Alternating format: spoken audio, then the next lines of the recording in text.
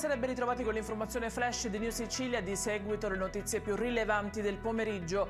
In apertura i nuovi aggiornamenti sull'esplosione a San Giovanni Galermo, proseguono le attività di monitoraggio, messa in sicurezza, rimozione delle macerie e recupero beni di prima necessità. Intanto a Catania e provincia dilaga la fobia della puzza di gas, diverse in aumento in questi giorni le segnalazioni per probabili fughe.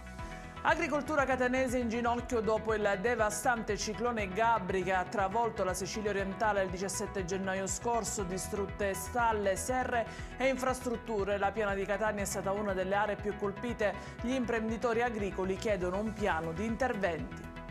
Arrivano chiarimenti in merito al caso dei tombini asfaltati da Agrigento per l'arrivo del presidente Mattarella. La Regione precisa che si è provveduto alla copertura di alcuni tombini per ragioni tecniche. Per metterli a livello sarebbero stati necessari circa 20 giorni e il tempo invece a disposizione era soltanto di 48 ore.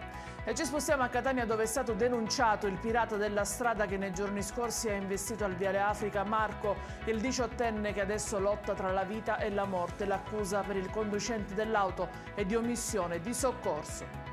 E in chiusura il meteo, temperature in aumento per domani in Sicilia, l'alta pressione regnerà sovrana portando massime di 23 gradi. Ed è tutto per questa edizione, vi ricordo come sempre che i dettagli su queste notizie li trovate sul nostro sito www.neusicilia.it e sui nostri canali social. Grazie per averci seguito e buona serata.